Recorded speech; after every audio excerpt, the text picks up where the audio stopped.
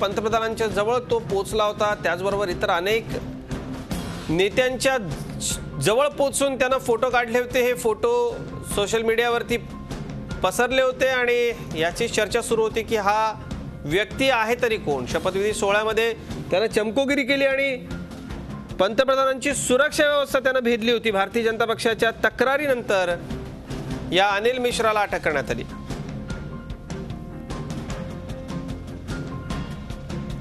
अजित मांढरे आमचे प्रतिनिधी आपल्याबरोबर आहेत। अजित, हा व्यक्ती कोण याची उत्सुकता सगळ्यांनाच होती, कारण सोशल मीडियावरून हे सगळं प्रकरण लोकांपर्यंत पोहोचलं होतं, बातम्यांमध्ये हे प्रकरण होतं। कोण आहे हा अनिल मिश्रा? अजित, हा जो अनिल मिश्रा आहे त्याच्याला मुंबई पोलिसांनी अटक केलेली आहे।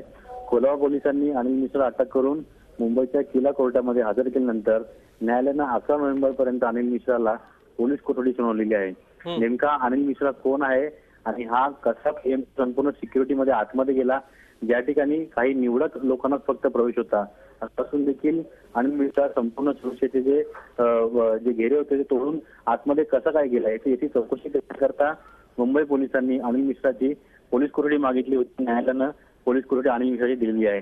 सर्वात महत्त्वाचा प्रश्न म्हणजे अनिल मिश्रा हा त्या दिवशी गेला कसा, कारण का आपण जसं पाहिलं की सर्वच प्रसारमाध्यमांनी मोठमोठ्या बातम्या दिल्या होत्या की पीएम सिक्युरिटी करता मुंबई पोलिसांनी अतिशय चोख अशी सुरक्षा व्यवस्था लावलेली आहे, चोख असा बंदोबस्त ठेवलेला आहे। पण अनिल मिश्रा याच्या या संपूर्ण प्रकरणानंतर हे लक्षात आलेलं आहे की जी पंतप्रधान नरेंद्र मोदी यांची सुरक्षा होती त्यामध्ये कुठे ना कुठेतरी चूक होती आणि त्याचाच फायदा घेऊन अनिल मिश्रा हा स्टेजवर गेला होता। अनिल मिश्रा यांच्या मार्फत देखील न्यायालयाला सांगण्यात आलेलं आहे। त्यांचे जे ऍडव्होकेट आहेत विनोद चाटे यांनी देखील सांगितलेलं की त्यांनी भाजपचे ते रजिस्टर मेंबर आहेत आणि ते भाजपचे पदाधिकारी आहेत, या संदर्भातले त्यांनी पुरावे न्यायालयामध्ये सादर केलेले आहेत। अनिल मिश्रातर्फे न्यायालयामध्ये युक्तिवाद करण्यात आला की अनिल मिश्रा आणि संबंधित जे तक्रारदार आहेत आणि भाजपचे काही नेते आहेत त्यांच्यामध्ये वाद असल्यामुळे ती तक्रार जाणीवपूर्वक केलेली आहे आणि त्यांना कुठे फसवण्याचा प्रयत्न केला जातोय। झी 24 तास रहा एक पाऊल पुढे।